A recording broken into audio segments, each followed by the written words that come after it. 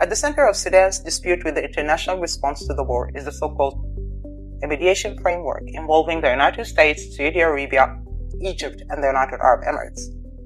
Sudanese authorities say repeated ceasefire calls ignored Sudan's stated prerequisites and bypassed the obligations of the Jeddah Declaration of Commitment to protect the civilians of Sudan, signed on 11 May 2023. Officials report that these calls were issued at critical moments on the battlefield, particularly when the Sudanese armed forces, the SAF, were advancing against the Rapid Support Forces militia, the RSF. According to Sudanese officials, the effect was to provide the RSF militia with political cover and time to regroup and rearm. At the same time, civilians continued to face attacks without protection or accountability. Sudanese forces report seizing weapons bearing UAE markings and recovering UAE passports from RSF positions. These materials were later submitted to the United Nations Security Council as part of Sudan's case against the United Arab Emirates.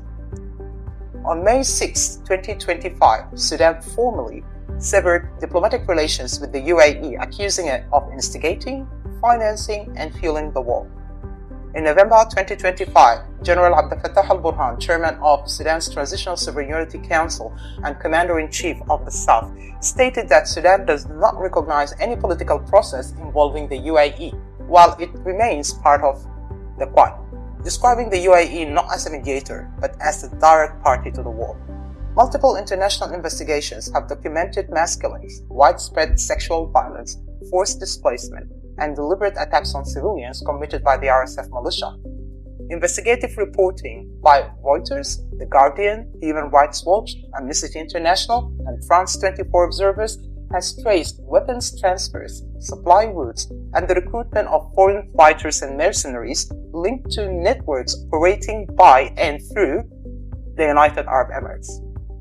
Nowhere has the human cost been clearer than in Darfur. After the destruction of El Geneina in West Darfur in June 2023, where more than 15,000 civilians from the Masalit community were killed and the city was effectively cleansed of its indigenous population, the RSF militia subjected El Fasher, the capital of North Darfur, to a siege lasting more than 500 days in defiance of United Nations Security Council Resolution number 2736 for the year 2024, which called for lifting the siege and allowing humanitarian access. Researchers from the Yale Humanitarian Research Lab identified clear indicators of mass violence visible in satellite imagery,